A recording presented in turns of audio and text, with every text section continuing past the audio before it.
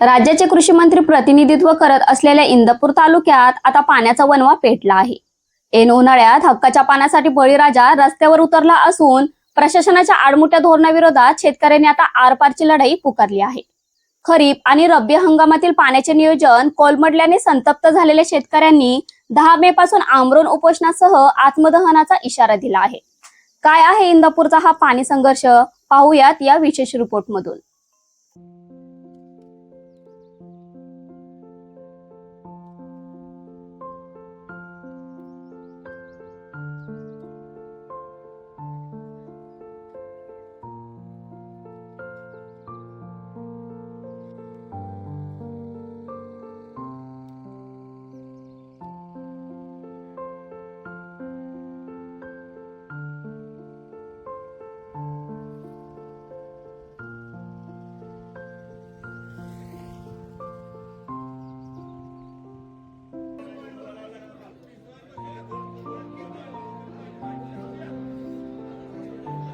एकोणीस फेब्रुवारी जे आम्हाला आवर्तन सुटलं होतं पाठीमागचं, ते अजूनही आवर्तन दौंड, हवेली, बारामती या ठिकाणी चालू आहे। तिकडं पाणी पाणी झालं आहे, जवळजवळ तिथं माळाला पाणी लागलं आहे। मग आमच्या इंदापुरात पाणी पिण्याचा पाण्याचा प्रश्न का? दुसरा मुद्दा येतो की ज्यावेळेस आम्ही काल गेलो तर ते तलाव आहे, तिथले मळचा तलाव असेल, पाटाचा तलाव असेल, नंतर दुसरा वरवर तलाव असेल, तो 80% भरला आहे। मग आमचा पोंदुडू तलाव असेल, नंतर शेटबोजा तलाव असेल, बादळ तलाव असेल, हे कोणतं का? त्याचप्रमाणे आमचं जे काही हक्काचं पाणी आहे, येणारं आवर्तन आम्हाला या आवर्तनामध्ये जे काही कार्यकारी अभियंता आहे 1100-1300 क्युसेक निवर्ण पाणी सोडतात, पण येणारं आवर्तन आम्हाला फक्त 200 ते 250 ते 240 या क्युसेक मिळतं। या ज्यावेळेस आवर्तन आम्हाला ह्या इंदापुरामध्ये पोचवतं या तीनला, पण त्यावेळेस फक्त 144 कलम इंदापूरला लागू। दुसरा मुद्दा, लाईट बंद, इंदापूरची लाईट बंद। मग हे आमच्यावरच अन्याय का? हा जो कोयता गँग, नंतर आहे कोयता गँग, जवळजवळ हे कोयता गँग नाहीच पाहिजे। कोयता गँग ही आमच्या शेतकऱ्याला भीती दाखवायसाठी किंवा एक दहशत मागवायसाठी आहे। आज आमच्या परवानग्या आहेत, मग पाणी जर उपसा असताना आम्हाला जर इंदापूरला पाणी आलंय, मग ते पाणी इंदापूरकरांनी उपसलं पाहिजे आणि वरचं पाणी बंद झालं पाहिजे। आज जो आपला तलाव आहे वरील तलाव, दानाई शिरसाई तलाव, हा तलाव उन्हाळ्यामध्ये पाणी देणं ह्याला अपेक्षितच नसताना सुद्धा पाणी का देतात? एक आमचं म्हणणं आहे की बाबा या तलावाला 14 एप्रिल पासून पाणी चालू आहे, जवळजवळ 22-23 दिवस पाणी चालू आहे। मग हे पाणी त्यांना का कुठल्या कायद्यामध्ये बसतंय? हा इथं कायदा महत्वाचा आहे की जर आमच्या हक्काचं पाणी आम्हाला मिळत नसेल, आज इंदापुराचं आवर्तन, आज खरीप, रब्बी आणि उन्हाळी हे तिन्ही आवर्तन जरी एकत्र केलं तरी सुद्धा आम्हाला पाणी पुरेसं भेटलेलं नाही। आज कुठल्याही वितरिकाला आमच्या पाणी सुटलं। तुम्हाला एक उदाहरण देतो, वितरिका क्रमांक 43, या 43 हे शेतकरी आहेत, एक पुढे या, यांच्या फाट्याला पाणी सुटलं नाही। सांगा तुम्ही, मग आवर्तन गेलं कुठं? आज माझा 44चा फाटा आहे, 44च्या शेवटच्या टोकापर्यंत पाणी सुटलं नाही। दत्तू पवार मध्ये शेतकरी आहेत, फोन करून दमले तर पाणी सुटलं, मग पाणी गेलं कुठं? मग पाणी येतंय कसं? तुम्हाला एक उदाहरण देतो, 1150, 1200, 1300 क्युसेक वरनं पाणी सुटतंय आणि आमच्या इंदापूरला फक्त 240 ने पाणी येते, 220 ने पाणी येते। मग पाणी जाईल कसं आम्हाला? हाच आमचा फरक आहे। पाणी चालू कुठं? तर दौंड, हवेली या बाजूला पाणी चालू आहे। म्हणजे आम्हाला फक्त दाखवाय पाणी सोडतात, हे जास्त क्युसेकने पाणी देत नाही। दुसरा मुद्दा आमचा एकच आहे, आम्हाला आमच्या हक्काचं पाणी द्या, जास्त क्युसेकने पाणी द्या। दुसरा कोयता गँग आहे, कोयता गँग आलीच नाही पाहिजे। जर तुम्ही कोयता घेत असेल तर आम्हाला बी पोलीस प्रशासनाला पत्र द्यावं लागेल, यांचं काहीतरी करा। दुसरा मुद्दा आहे लाईट बंद करायची, लाईट बंद करूच नका। आमच्या इंदापूर तालुक्याची लाईट बंद झाली, लाईट बंद ही वर झाली पाहिजे, बरोबर का? आमची लाईट बंद झाली पाहिजे, लाईट बंद नाही झाली आणि हे आवर्तन आम्हाला शेतीलाच भेटलं पाहिजे। जवळजवळ 90% पिकं जळायत आमचे। जर कार्यकारी अभियंता सांगत असेल की धरण 90% भरले, तुम्ही ऊस पीक करा, मग तुम्ही आता का गप बसताय? इंदापूर तालुक्यात पाण्यासाठी शेतकऱ्यांचा एल्गार पाहायला मिळतोय। खडकवासला कालव्याच्या पाण्यावरून शेतकरी आणि प्रशासन आता आमने सामने आले आहे। खरीप हंगामात 21 दिवसांचे आवर्तन मिळाले असून तर रब्बी आणि उन्हाळी हंगामात मात्र शेतकऱ्यांच्या पदरी निराशाच पडली आहे। केवळ 15 दिवसांचे पाणी मिळाल्याने पिके जळून खाक होत आहेत, असा आरोप करत शेतकरी आता प्रचंड आक्रमक झाले आहेत। माझं नाव विशाल शिवाजी गायकवाड आहे। आपली इथं 3-4 एकर शेती आहे। आपलं तर काय आता करपून गेलाय, ऊस सगळा करपून गेलेला आहे, खोडवा आहे। तर आता खडकवासल्याचं पाणी 25 तारखेला येणं अपेक्षित होतं, पण ते काय आलेलं नाही। दिवसांदिवस पाणी लांबतच चाललंय. आज उद्या करता करता आज 9 तारीख 9 मार्च 9 मे तरी काय पाण्याचा अजून बंदोबस्त म्हणजे कुठं काही ठाव ठिकाणा नाही. त्या त्या नियोजनामुळं सगळी आमची शेती कोलमडलेली आहे.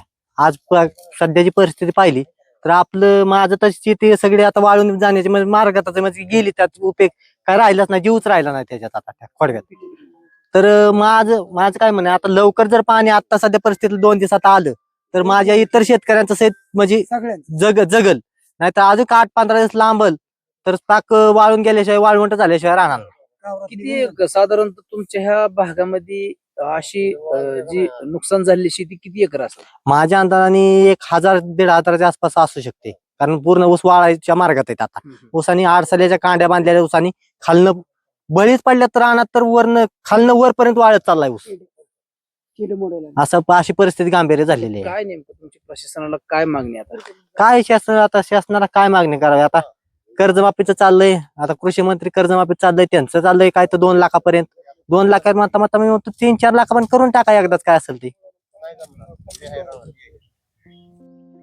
विशेष म्हणजे राज्याचे कृषी मंत्री दत्तात्रय भरणे यांचा हा स्वतःचा तालुका आहे.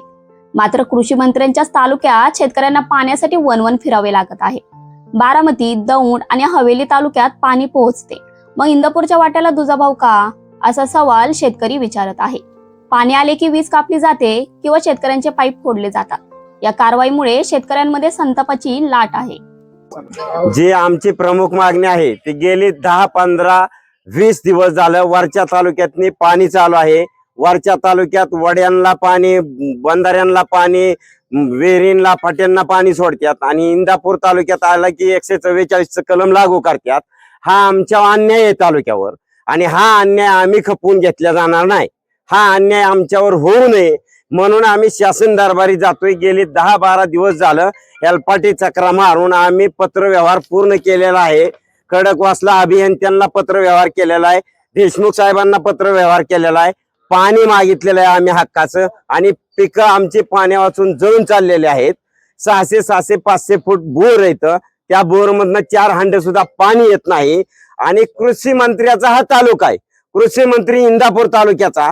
देशात मात्र कृषी मंत्र्याचा डांगारा पिटतोय सगळीकडे, आणि आम्हाला मात्र इथं पाणी वाचून मरायची वेळ आली आहे.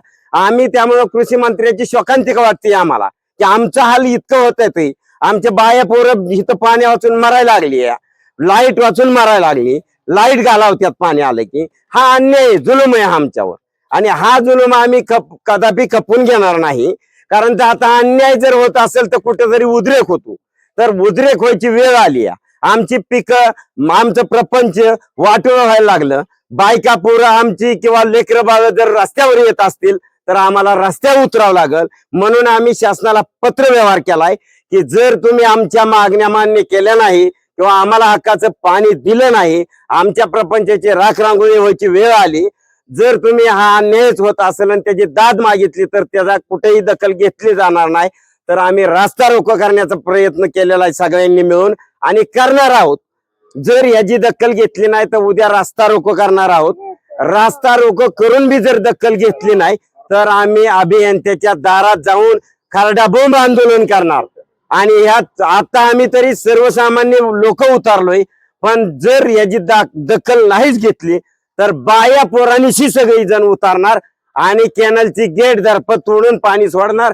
आमच्या जो काही शासनाला करायचा असेल तो गुन्हा करा, काही करा, आम्ही कुठलीही दाद घेणार, फिर्याद घेणार नाही. शासनाने जर आमची दाद नाही घेतली तर आम्हाला संघर्ष हा करावा लागणार आहे, आणि पाण्यासाठी अटळ संघर्ष आहे, आणि तो आम्ही करणार म्हणजे करणार. आणि बाणी आले तर आम्ही आमचं बलिदान करू, पण पाण्यासाठी काही झालं तरी पाणी कुणाचं नाही, पाणी आमचं हक्काचं आहे आणि ते आम्ही मिळवणारच, एवढाच निर्धार आहे.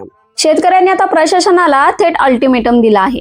कार्यकारी अभियंता आणि मुख्य अभियंता पुणे यांना दिलेल्या निवेदनानुसार 10 मे पासून पुणे सोलापूर महामार्गावर रास्ता रोको आणि त्यानंतर कार्यकारी अभियंता कार्यालयासमोर आमरण उपोषण करण्यात येणार आहे. जर 10 तारखेला तोडगा निघाला नाही तर 11 मे रोजी थेट आत्मदहन करण्याचा इशाराही शेतकऱ्यांनी दिला आहे. आपल्या गावातील सर्व लोकांनी, बाया पोरांनी हांडा मोर्चा काढा. 600 फूट बोर आहेत, बोरमधून एक हांडा सुद्धा आज पाणी येत नाही. राहिलं इरिगेशन खात्याची पट्टी न पट्टी आपण सगळ्यांनी पाणी पट्टी सुद्धा भरलेली आहे.